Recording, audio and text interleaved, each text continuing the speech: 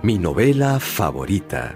Una versión sonora de la esencia de las obras literarias, patrimonio de la humanidad, seleccionadas y presentadas por Mario Vargas Llosa.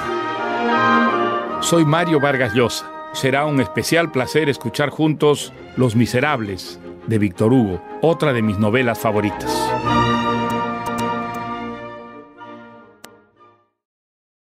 Les habla Mario Vargas Llosa.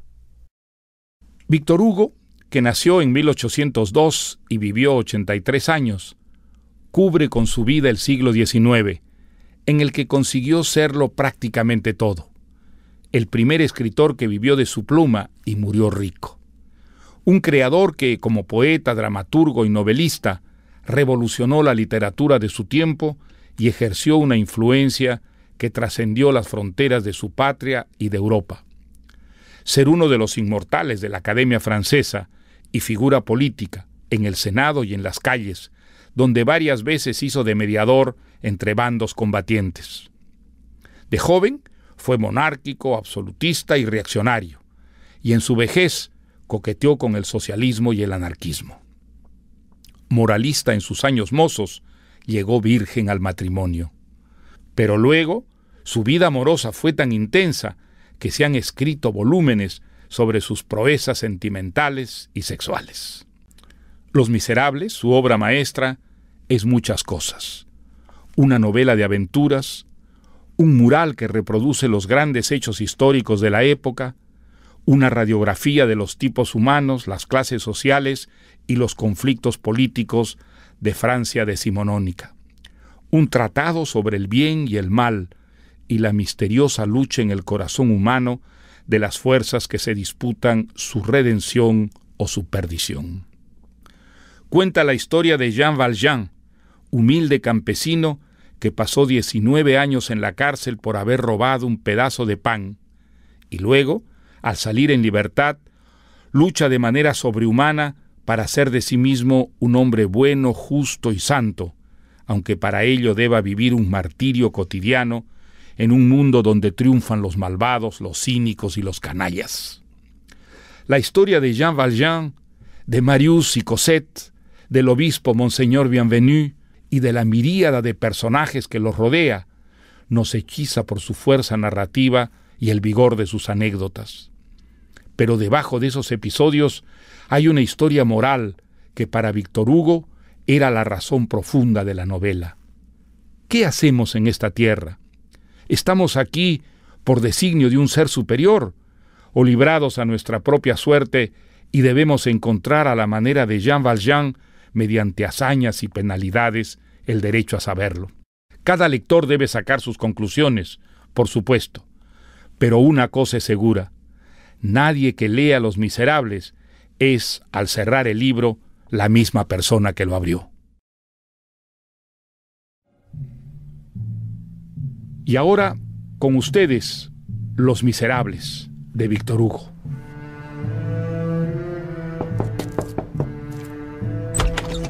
Necesito un lugar donde dormir. Tengo dinero. Acá no hay sitio, señor. Buenas noches. Un extraño forastero había llegado a Digne, Francia, durante el frío mes de octubre del año 1815. Era un robusto hombre de mediana estatura, como de 46 años, totalmente cubierto de sudor. Llevaba una vieja blusa gris hecha jirones, remendada en una de las mangas con un pedazo de paño verde. Cargaba a la espalda un morral de soldado. Está todo lleno. Todas las puertas se le cerraban al viajero, porque tenía un aspecto poco confiable, por decirlo menos. No hay habitaciones. Llevaba ya varios días de caminata y no parecía hombre de ninguna riqueza. No hay espacio. No hay espacio, váyase. Hasta que, por suerte... ¡Adelante!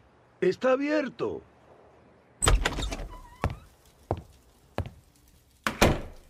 ¿Qué necesita, buen hombre? Busco alojamiento. Tengo dinero. ¿No tiene dónde quedarse? Señora Magloire, ponga un cubierto más a la mesa. Enseguida, monseñor. Amigo mío, mientras cenamos se le preparará una habitación. Quien había recibido al mal trajeado visitante era Monseñor Bienvenu, el obispo de la ciudad. Monseñor era el único habitante de la ciudad que jamás cerraba su puerta con candado. Tan grande era su bondad que un día se causó una pequeña dislocación en un pie por no aplastar a una hormiga. Su habitación está lista, señor. Bueno, muchas gracias por la cena, señor. Con su permiso, quisiera descansar. Y diciendo esto, Por aquí, señor. el extraño personaje se retiró. El huraño viajero se llamaba Jean Valjean. Había sido podador en el pueblo de Faverolles, pero un invierno cruel, el pobre hombre se quedó sin trabajo y fue empujado por la necesidad a robar un pan. Un solo pan. Se le condenó por este delito primero y luego por múltiples intentos de fuga. En total, pasó 19 años en presidio por el crimen de haber tenido hambre.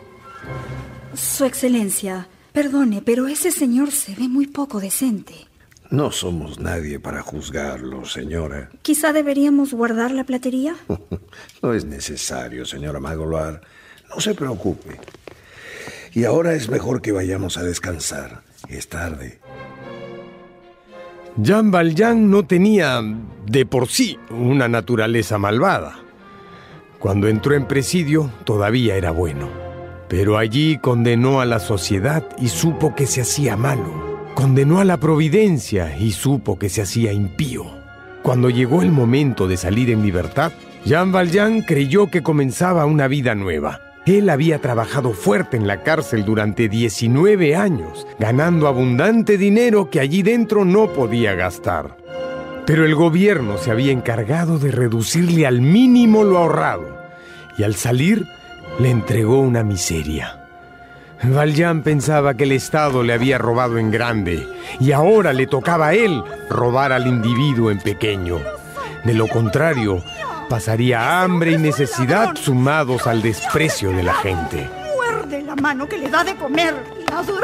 ¡Ladrón! ¿Qué ha pasado, señora Magloire? Su ilustrísima. El candelabro de plata.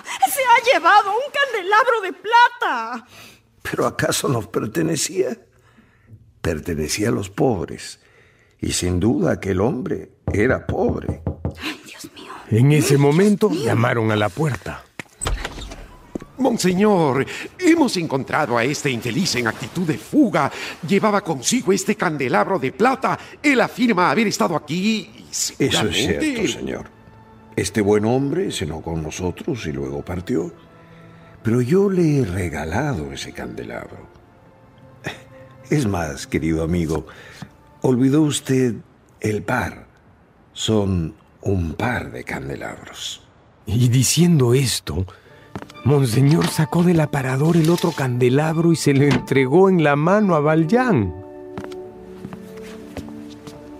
El gendarme, sin creer ni una sola palabra de lo dicho por el obispo, tuvo que dejar libre a Jean Valjean, ¡Vete, miserable! quien partió más que desconcertado.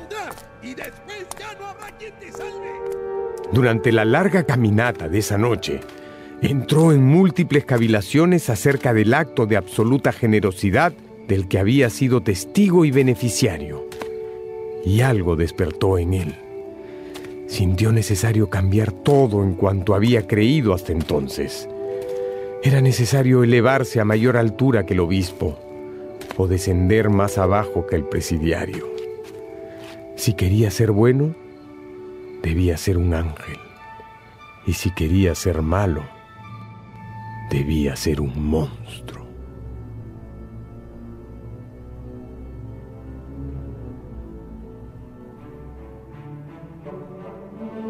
Dos años pasaron a partir de esa fecha y Valjean se convirtió en un hombre nuevo. Se instaló en una ciudad apartada donde se inició en la industria de las joyas de fantasía. Usando un nuevo nombre, se hizo llamar el Señor Madeleine. Llegó a tener una gran fábrica donde empleaba a todos los que necesitaran trabajo. Se había convertido en un forastero magnánimo que llegó a ser, pues nada menos que alcalde de la ciudad. Un día, el señor Madeleine encontró al inspector de policía Javert, que venía hacia él forcejeando con una mujer. ¡Quieta! Esta prostituta que se hace llamar Fantina ha atacado a un hombre decente. ¡Quieta! ¡Suélteme! Así que usted es el alcalde. ¡Desgraciado! ¡Echar hacia la gente, maldito! ¿Pero qué dices, mujer? ¡Lo sabe bien, malnacido! ¡Me despediste de tu fábrica! Dicho esto, le escupió en el rostro. Más respeto, cretina. ¡Miserable! ¡Me dejaste sin trabajo! ¿Cómo voy a mantener a mi Cosette? Esta Fantina era una madre soltera que había pasado 1000 penurias por mantener a su hijita Cosette. Había tenido que dejarla en una posada en Montfermeil con los esposos Thénardier, ¿Y ahora qué voy a una hacer? pareja de viles mercenarios que habían decidido ganarse unos francos, disque cuidando de la niña. Yo no tengo nada. Después de dejarla allí, Fantina se había empleado en la fábrica del señor Madeleine, Queda ni el pero honor. había sido despedida por razones injustas por un capataz. El alcalde nunca lo había sabido. Mira lo que me he convertido por tu mezquindad. Desempleada y muy pobre, se había visto obligada a vender sus hermosos cabellos rubios. Yo te ayudaré. Y luego, pues a venderse ella misma.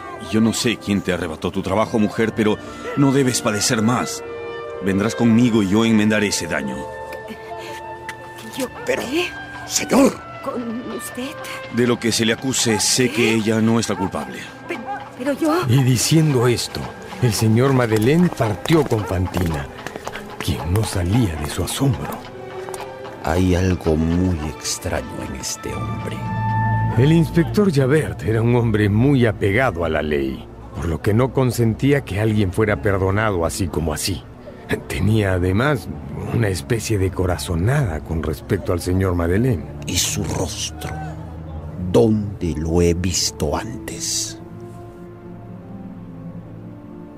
Una tarde, el inspector se apareció de improviso en el despacho del alcalde. Vengo a solicitar que se me destituya de mi cargo, señor Madeleine. ¿Qué dice, inspector? Debo ser destituido porque soy espía. ¿Espía? ¿A quién ha estado espiando, Javert? Pues a usted, señor alcalde. El rostro de Jean Valjean, o mejor dicho, del señor Madeleine, se puso rígido y sus mejillas perdieron el color. ¿A mí? Debo confesar, señor Madeleine, que pensé que usted había falseado su identidad y que en realidad es un expresidiario de Tolón al que conocí hace muchos años, un tal Jean Valjean. ¿Qué lo hizo pensar eso? El parecido de su rostro. La misteriosa manera en que usted llegó a esta ciudad y se hizo alcalde sin haber dado a conocer absolutamente nada de su pasado. ¿Y por qué buscaba usted a ese Valjean? Se le acusa de haber robado en la casa de un obispo. Comprenderá, señor alcalde, que ese hombre, pues, debe ser sancionado. Pero ahora sé que usted no es él, pues se ha encontrado al verdadero Jean Valjean. Está siendo enjuiciado en Arras y yo iré a comparecer como testigo mañana mismo. Esa tarde, con los pensamientos revueltos y el corazón estrujado, Jean Valjean fue a su casa a ver a Fantina, a quien el frío y la tristeza habían postrado en cama. Pronto te recuperarás, Fantina. No debes preocuparte. Ahora estás a salvo. Yo solo quiero ver a mi Cosette. Señor Madeleine, se lo suplico. Tráigamela. Sí, te prometo que tan pronto sea posible iré a buscarla yo mismo. Gracias. Fantina cerró los ojos agotada y Jean Valjean salió de la habitación. Muchas ideas recorrieron la mente de Jean Valjean esa noche. ¿A la cárcel otra vez? ¿Qué hacer? Jamás. Ir a Arras y salvar al inocente inculpándose a sí mismo. Ignorar todo y continuar sus obras benéficas, dejando sufrir a otro. Y siempre caía en el mismo dilema. ¿Qué puedo hacer? ¿Permanecer en el paraíso y ser un demonio? ¿O entrar en el infierno y ser un ángel?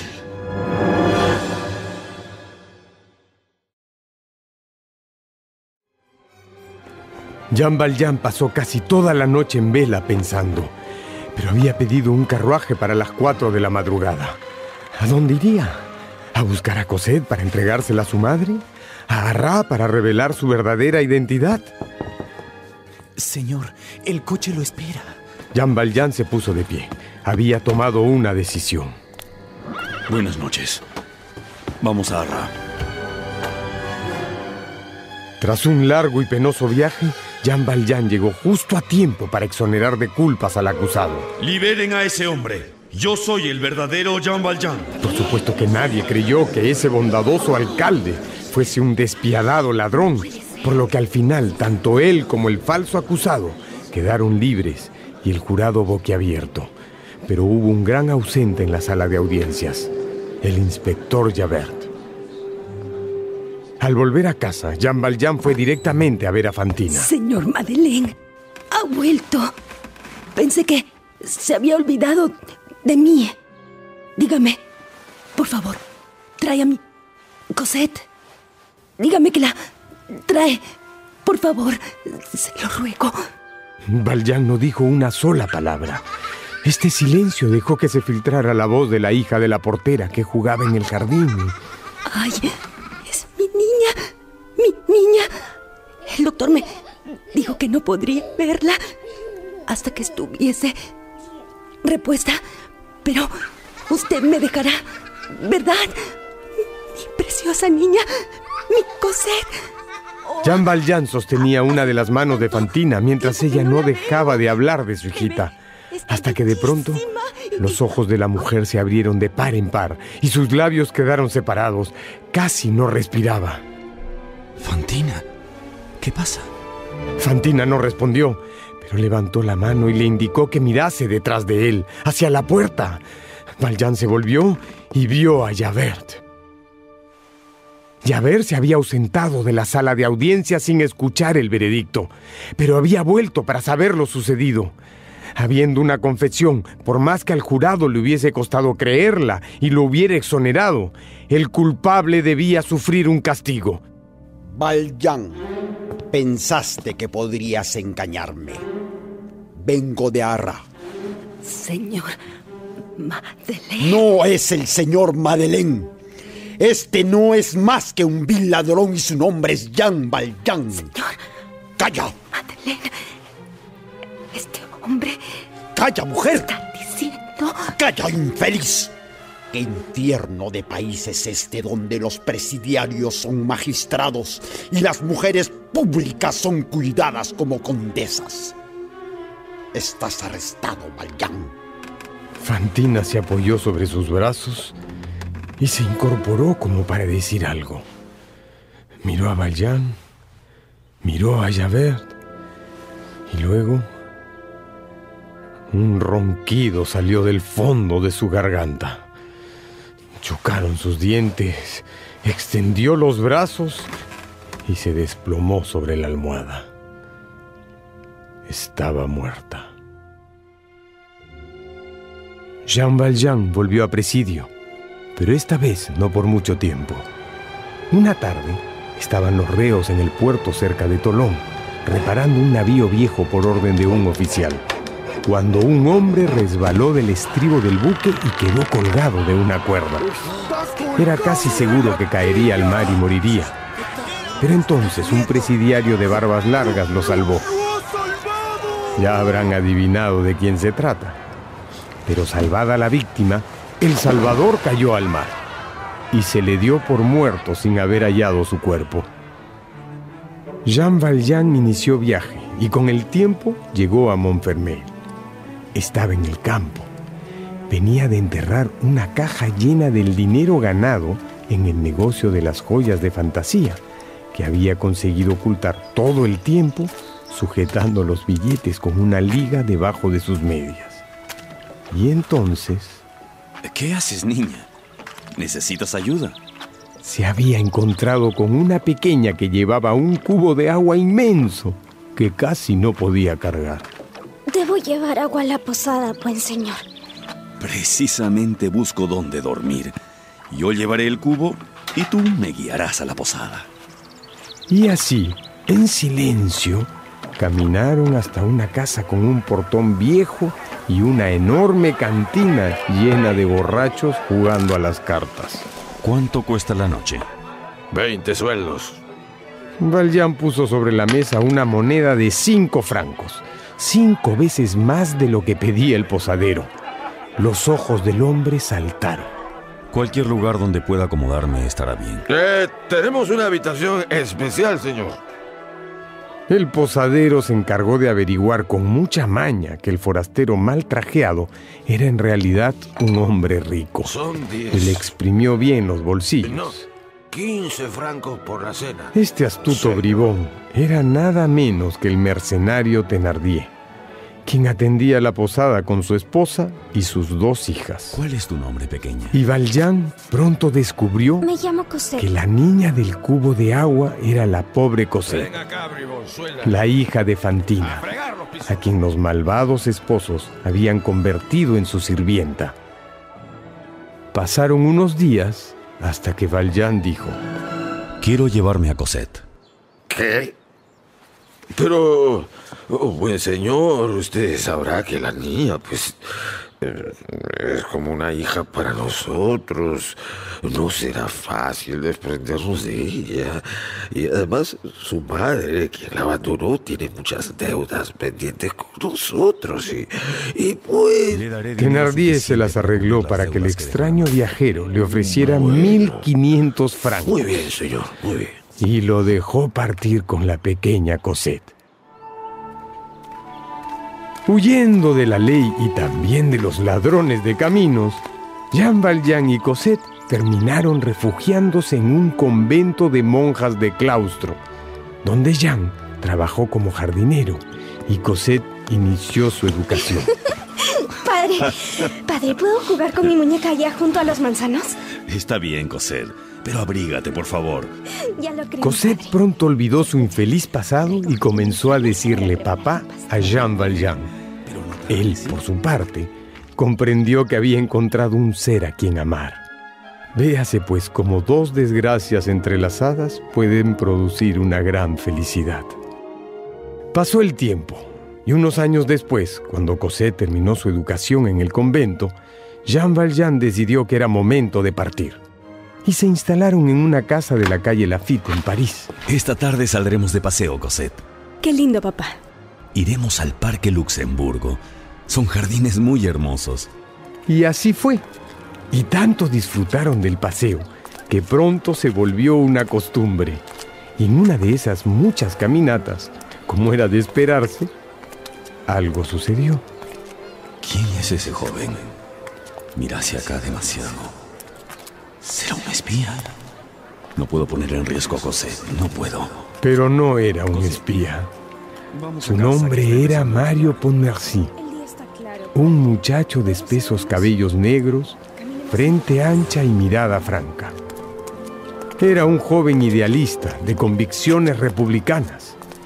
Él estaba convencido de que la monarquía condenaba al hambre al pueblo francés. Y por sus ideas había abandonado la casa de su abuelo, quien era gran admirador del rey. Sin apoyo de su familia, Mario había acabado sumido en la pobreza. Pero además de ser político, Mario era un gran soñador. Dios mío, qué hermosa es. Pero, ¿ese hombre que la lleva del brazo será su padre? ¿Su abuelo? Después de esa tarde, padre e hija no volvieron más al Parque Luxemburgo, dejando al joven solo y perdidamente enamorado. Padre, ¿no iremos esta tarde? No, hija. Y ya no volveremos más. Bueno, como tú digas, padre. El tiempo hizo lo suyo. Cosette y Jean Valjean se dedicaron a sus propios asuntos y Mario siguió pasando hambre y leyendo y escribiendo de acuerdo a sus ideas republicanas. Un día, mientras leía en su cuarto, oyó unas risas estruendosas que venían de la habitación contigua. Decidió husmear por un agujero que había en la pared y vio a 3 hombres sentados a una mesa vieja y una matrona con 2 jovencitas en una esquina. Esto fue lo que escuchó. Un hombre muy adinerado, uno que no hace más que regalar dinero a los pobres. No es posible. Pero vendrá porque escuchen lo que le he escrito. Excelentísimo señor, le ruego extienda su mano misericordiosa hacia mi familia. Pues mi esposa está enferma y mi segunda hija ha sufrido un terrible accidente. Necesitamos dinero para sus medicinas y sabemos que su bondad hará nuestra gracia. Le ruego que venga con mi hija a la casa Gorbo. Eponina, ven, hija. Quiero que lleves esta carta a ese señor que ves por las tardes en la iglesia, el que va con su hija. Sí, padre, sé quién es. Ya regreso entonces. Quien esto decía era el vecino de Mario, un hombre de unos 50 años que vivía con su esposa y sus 2 hijas en un estado de pobreza lamentable. Venían de Montfermeil, donde alguna vez habían administrado una posada en la que esclavizaban a una niña. Pobre idiota. Este sí que nos va a hacer ricos. Sí, eran ellos. Apenas 2 horas después oyeron llegar un carruaje. ¡Es él! Prepárense. Mario volvió a pegar el ojo al agujero y vio entrar a la víctima. No puede ser. Es él. Es el padre de la chica de Luxemburgo. Es el padre de mi amada.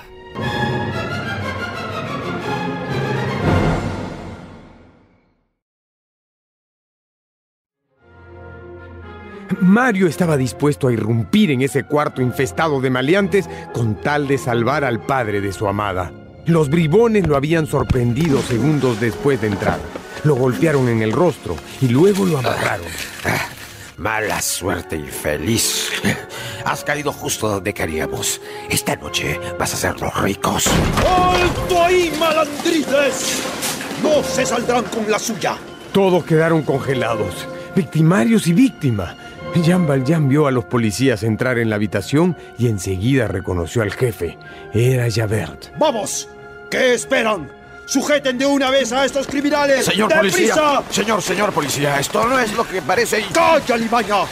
Un buen ciudadano descubrió el plan de tu asquerosa pandilla. No puedes engañarme. Hubo confusión. Ni siquiera Mario, que veía todo desde el otro lado de la pared, podía entender bien qué estaba pasando. Pero los criminales fueron encadenados y cuando todo parecía resuelto...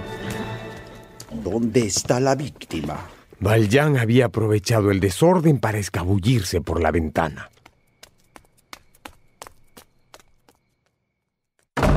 Padre, buenas noches. ¿Quieres cenar? Ahora no. Necesito que empaques. Nos mudamos mañana muy temprano. ¿Qué?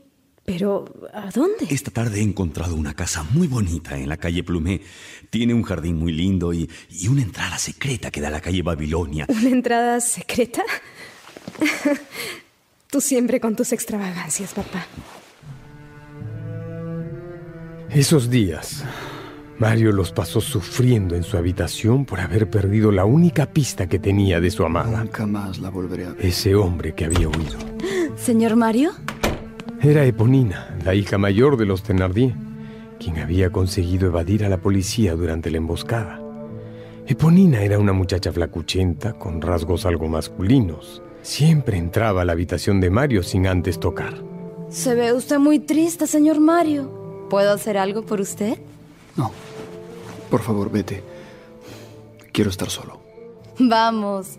No me gusta verlo con esa cara. Es usted demasiado guapo para estar frunciendo el ceño. Seguro puedo ayudarlo en algo. Pues... en realidad... Dígame. Quisiera saber. Dígame. ¿Tú sabes dónde vive el hombre que visitó tu casa la otra noche? Tú sabes, aquel anciano que venía a darles una donación. ¿Es eso lo que necesita, señor Mario?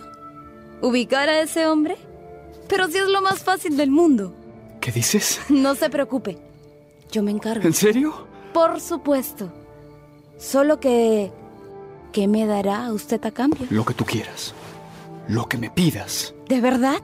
Te lo prometo. Y diciendo esto, Mario puso sobre la mesa 30 sueldos, que era todo lo que tenía. Guarde eso, señor. Yo no quiero su dinero. Entonces Eponina dio media vuelta y desapareció. Pasaron solo 2 días, y cuando llegó la noche... Hecho, señor Mario. Tengo las señas. Aquí están. Un rayo de luz inundó los ojos blancos de Mario. Eponina le estaba extendiendo un papel que él recibió con ansias. Gracias. Gracias. Y salió casi flotando del cuarto. ¡No olvide su promesa, señor Mario! ¡No la olvide! Mario llegó a la dirección y... la vio. Vio a Cosette. Ella estaba hermosa, sentada en una banca de piedra en su jardín. Él la miraba a través de las rejas que separaban el jardín de la calle. De pronto... ¿Quién anda ahí? Buenas noches. Mario trató de esconderse lo mejor que pudo. La tierna Cosette miró, no vio a nadie y, asustada, entró corriendo a su casa. Debo volver a verla. Mario estaba tan embelesado que traspuso la verja y se sentó en la banca donde había estado Cosette. Aún podía sentir su aroma. Sacó la libreta en la que escribía versos para su amada sin nombre y comenzó a adorarla una vez más sobre el papel. ¿Quién anda ahí? Mario se fue por donde había entrado, silencioso y veloz como un gato, pero olvidó su libreta. Al día siguiente, Jean Valjean partió de viaje. Cuando escaseaba el dinero, hacía viajes misteriosos que duraban 2 o 3 días. En fin, llegó la noche y Cosette se sentó nuevamente en la banca del jardín. ¿Qué es esto? Como cada tarde en los jardines de Luxemburgo, vi sus ojos grises y sentí que me estallaba el corazón. Fue el dolor más hermoso. Dios mío, es él. Está aquí. Ha venido por mí. Él ha... Perdóneme. ¿Me recuerda? Nos veíamos en el Luxemburgo. Yo la miraba y usted me miró también. 2 veces. El 16 de junio y el 2 de julio. Ay, no. Cosette sintió que se desmayaba. Mario la tomó por la cintura y la ayudó a sentarse. Luego le tomó una mano y se la llevó al corazón. Yo la amo. ¿Usted me ama? Calla. Tú lo sabes. Las estrellas empezaban a brillar. ¿Cómo fue que sus labios se encontraron? ¿Cómo es que el pájaro canta? Que la nieve se funde. Que la rosa se abre. Que mayo extiende su fragancia. Que el alba blanquea detrás de los árboles negros en la cumbre de las colinas. Un beso. Eso fue todo. Cuánto te amo. No sabes cuánto pensé en ti. Fueron semanas de intenso romance. Se trataron con confianza al instante, con la inocencia de 2 seres puros. Se veían todas las noches en el jardín, aun cuando Valjean rondaba por ahí. Se las arreglaban siempre para encontrarse. Y Cosette ya no cenaba con su padre y se pasaba contando los minutos para verlo. Pero Jean Valjean no era feliz. Sentía que su hija estaba como lejana y no entendía por qué. Entre los enamorados todo era maravilloso, pero el destino trae siempre sus reveses y una noche... Mi padre Dice que debemos mudarnos. ¿A dónde? A Inglaterra. Inglaterra. Eso es demasiado lejos.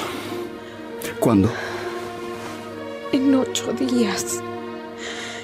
Parece que es urgente que partamos.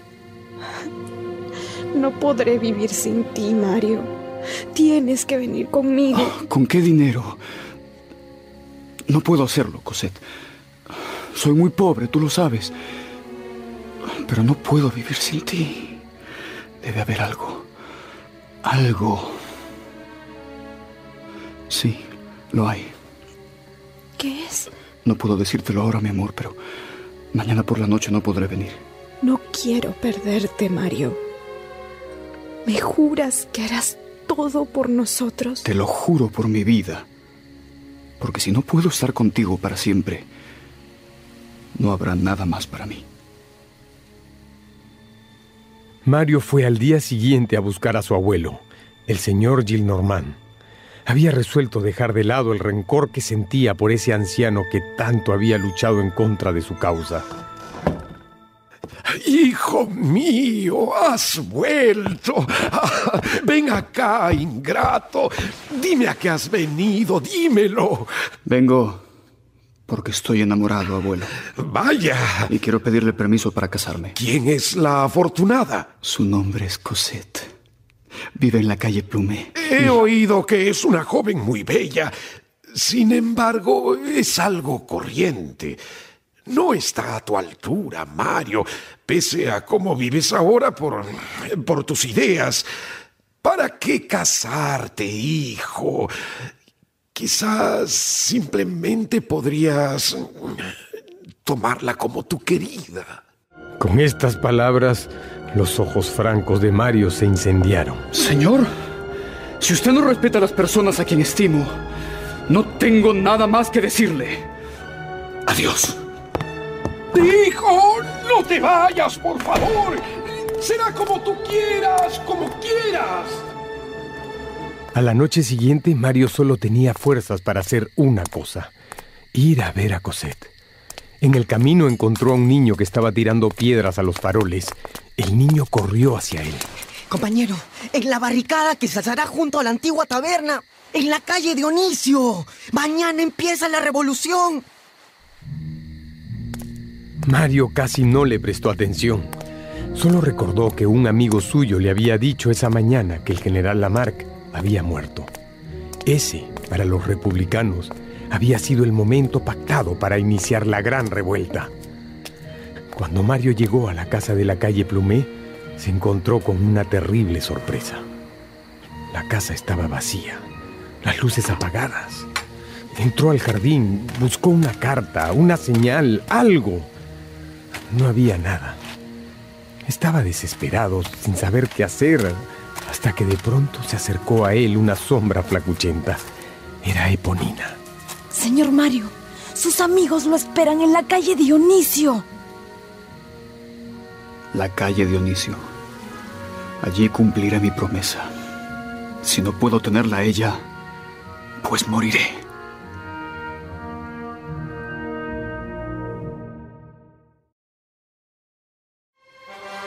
Le prometí que si no podíamos estar juntos para siempre, moriría. Eso voy a hacer. Por la mejor causa. Se enrumbó a la barricada de la calle Dionisio. Encontró al niño que había visto poco antes en la calle. ¿Cuál es tu nombre, pequeño? Me llamo Gavroche, pero no soy pequeño. Soy un ciudadano empuñando las armas. Los disparos se multiplicaban y la sangre comenzaba a teñir las paredes de las casas en este 15 de junio de 1830. ¡Avanzan! ¡Vamos! ¡Ponte en esa esquina! Mario da órdenes y voltea a uno y otro lado. Por eso, no se da cuenta de que un soldado se le acerca y apunta contra su cabeza con su fusil. Tampoco ve quién lo está empujando fuertemente a un lado, haciéndolo caer. Pero Mario escucha un disparo y ve cómo el cuerpo del soldado enemigo cae muerto. Dios mío, me has salvado. Señor Mario. Por Dios, eres tú. Eponina, ¿por qué? La verdad, creo que estaba un poco enamorada de usted. Estás herida, tú. Vine a entregarle esto. Y Eponina saca una carta de su bolsillo ensangrentado. Tuve celos. Por eso no se la traje antes. Lo siento. Pero... ¿recuerda la promesa que me hizo? Sí, la recuerdo. Pues ya sé lo que quiero. Quiero que apenas cierre los ojos, usted me dé un beso. ¡Se lo ruego! Lo haré, Eponina. Pocos minutos después, la joven comenzó a respirar pesadamente. Y luego expiró. Mario la besó. Luego cubrió su cuerpo con una tela negra. Tras unos minutos de ensimismamiento, Mario abrió la carta entregada por Eponina y empezó a leer. Mi adorado Mario, mi padre exige que partamos cuanto antes de Inglaterra, pero nos quedaremos unos días en el número 7 de la calle del Armado. Búscame ahí. Te amo. La calle del Armado. Pero él estaba ahí, en la barricada, y no podía salir. Debía permanecer con sus compañeros. Bien, compañero Gavroche. Quiero que lleves una carta a la calle del Armado. Es lejos. No puedo abandonar la barricada. ¡Te lo suplico! Es muy importante. Tú podrás escabullirte con más facilidad porque eres más pequeño. A mí me liquidarían al instante. Pero mira, si lo haces, te daré un fusil a tu regreso en vez de esa pistola que ahora llevas. Está bien, lo haré. Debes partir ahora. Mario le entregó la carta que había escrito. Gavroche, que quería volver cuanto antes a la barricada para probar su nuevo fusil, no le entregó la carta a Cosette, sino a un hombre que encontró sentado a la entrada de la casa. Entréguele esto a la señorita. Debo irme, compañero. ¡A la lucha! ¡A la lucha! Quien estaba en la puerta era, pues, el mismísimo Jean Valjean, quien leyó estas palabras. Cosette, amada mía. Amada. He fracasado en mi intento de estar contigo. ¿Pero quién es? No podré unirme a ti de por vida. Ella ama. Por lo que cumplo con mi promesa y me encamino a la muerte. Está enamorada. Te amaré siempre. Mi Cosette. Adiós. Entonces comprendió todo. Comprendió los silencios y la barrera que meses antes había empezado a crearse entre él y su hija. Y sintió odio por aquel infame que había osado arrebatársela. Mucho odio. Pero aún con todo esto, Jean Valjean se puso de pie y sin decir nada a nadie, partió hacia la barricada. Con habilidad de expresidiario, Valjean consiguió llegar a la barricada sin mayor problema. Bienvenido, compañero. Vamos por aquí. Ya no queda mucha munición. Compañeros, yo traeré más. Los soldados muertos deben estar cargados. ¡Qué espíritu el de este niño! Alguien debe terminar con ese cerdo realista. Habían capturado a un enemigo. Valjean volteó a mirar la cara del prisionero y encontró los ojos de un viejo conocido. Era Javert. ¡Descuiden! ¡Yo me encargo de él! Valjean lo llevó a un lugar apartado de la calle. Le apuntó con el fusil y le dijo: Mi nombre es Jean Valjean. Soy el expresidiario de Tolón. ¡Maldito! ¡Y quiero que corras! ¡Vete! ¡Vete de aquí! ¿Qué? ¡Vete! Y si la vida nos reúne otra vez, sabrás quién soy. Podrás capturarme. Dicho esto, Valjean dio media vuelta y volvió a la barricada. Javert, perplejo, no tuvo más opción que huir. Valjean volvió para ver caer uno a todos los revolucionarios, incluido el heroico Gavroche. Si yo voy a perecer, será culpa de Voltaire. Quien cantaba una canción mientras recogía las municiones de los cadáveres. Si yo voy a perecer, será culpa de Voltaire. Y esquivaba las balas de los soldados realistas hasta que una lo alcanzó. Si yo acabo de caer, Y luego otra. fue por culpa de Voltaire. Y luego otra. Si una bala me mató, Y otra. culpa de Rousseau.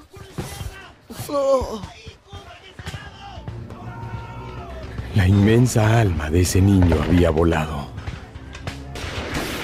Casi todos han muerto.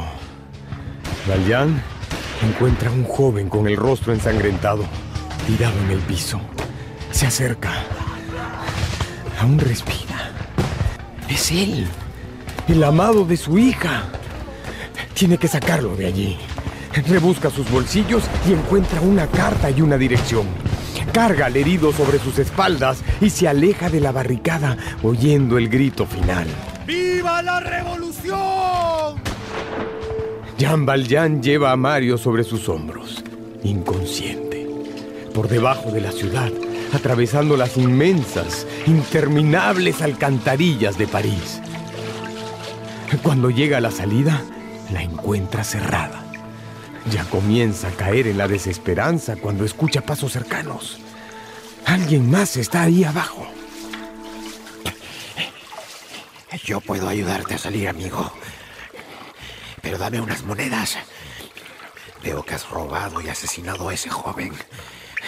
Así que algo debes traer. Valjean le da todo lo que lleva encima para que le abran la salida de la alcantarilla. Dámelo. Pero entonces encontró a Javert. Sé cuál es tu deber. Solo te pido que me dejes llevar a este muchacho a casa de su abuelo.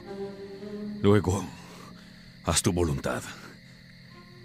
Javert sorprendentemente accede.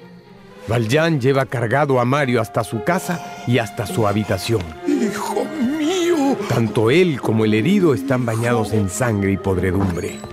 Cuando sale, el inspector ha desaparecido. Resolviendo el conflicto entre la moral y el deber, Javert había decidido por la moral, dejando libre a Valjean. Pero el tormento de no haber hecho lo que la ley exigía lo lleva al río Sena, donde se entrega a las aguas silenciando su dilema para siempre. Mi bienhechor, un presidiario.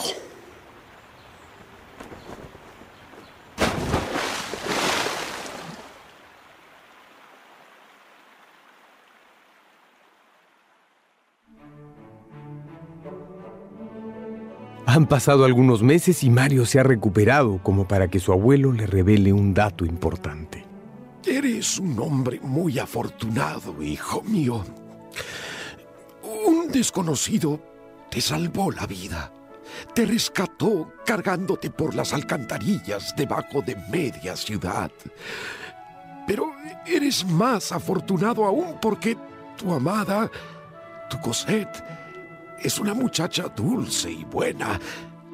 Si quieres casarte con ella, pues te doy mi bendición. La alegría de Mario no cabe en su pecho. Cuando se presentaron las familias, ni Mario ni Gillenormand reconocieron en Valjean al salvador del muchacho. El primero porque había estado inconsciente, y el segundo por el penoso estado en que lo vio llegar aquel día, cubierto de barro. Se llevó a cabo la boda, pero hubo un gran ausente. Jean Valjean. Él se había excusado por una dolencia y se había ido a la casa de la calle del Armado. Ella es feliz y ya no me necesita. Ah, mi Cosette. Le dejaré todo el dinero que tengo enterrado en Montfermeil. No tendrá que vivir más bajo el cuidado de un delincuente como yo. Si la ley viene por mí, ella no sufrirá por eso. Tendrá a su esposo. Valjean hacía visitas esporádicas que cada vez fueron siendo menos, hasta que un día no fue más. Una mañana, alguien llama a la puerta de Mario Pontmercy. Buenos días, señor. Mi nombre es Thénardier. Mario reconoce enseguida a su antiguo vecino, aquel astuto ladrón, padre de Eponina. Pero Thénardier no lo reconoce a él, puesto que casi nunca lo ha visto, menos aún con ropas de hombre rico. Vengo a darle noticias siniestras sobre el padre de su esposa. Le diré lo que tengo que decirle y luego recibiré gustoso lo que usted ofrezca por tan valiosa información. Lo que tenga que decir lo sé yo por su propia boca. Ese hombre es un asesino. ¿Qué dice? Lo vi hace unos meses huyendo de la ley, con un cadáver a cuestas. Un joven de buena familia, aparentemente. Llevaba el cuerpo por debajo de la ciudad. ¿Qué? Por las alcantarillas. por las alcantarillas. Yo mismo me encargué de cortar un retazo de la camisa de la víctima para poder denunciar al infame. Mario reconoció al instante esa camisa como suya. Era él. Su suegro es un maldito, un bribón, un canalla. ¡Calla, mercenario! Ese hombre me salvó la vida. Era a mí a quien llevaba a cuestas en la alcantarilla. ¡Yo! ¡Lárgate de aquí! Cosette. ¡Cosette! Debemos ir donde tu padre. Cosette, confundida y emocionada, parte con él. Llegaron. Entraron a una fría habitación en el número 7 de la calle del Armado. Encontraron a un anciano sentado en una pobre cama. Hijos. Padre. Padre, perdóname. Tú, mi salvador. Tú, hombre generoso. Te dejé ir así. Perdóname. Te he extrañado mucho, mucho. Y no quiero que pienses mal de mí. No. Nada de eso, hijos. Yo los adoro. Y me hacen muy feliz llegando a despedirse. ¿Qué dices, padre? Pero no hubo tiempo para más. En ese momento, con un último suspiro y un gesto de infinito amor, Jean Valjean cerró los ojos para siempre. En el cementerio Père-Lachaise, en las afueras de París, un sepulcro austero está compuesto de una sola piedra. No se lee ningún nombre en la lápida, pero una mano anónima ha escrito unos versos dedicados al alma que ahí descansa. Duerme. La suerte lo persiguió ruda. Murió al perder la prenda de su alma. Fue larga la expiación, la pena aguda, mas así obtuvo la celeste palma. Después del sufrimiento, de vivir la injusticia una y otra vez, Jean Valjean ha conseguido salvarse, tal como el obispo Bienvenu alguna vez le quiso enseñar. Alcanzó la redención su alma pecadora y más que eso, se elevó a la gloria. Gracias por escuchar conmigo Los Miserables, de Víctor Hugo, una de mis novelas favoritas. Tuvo el gusto de hablarles Mario Vargas Llosa.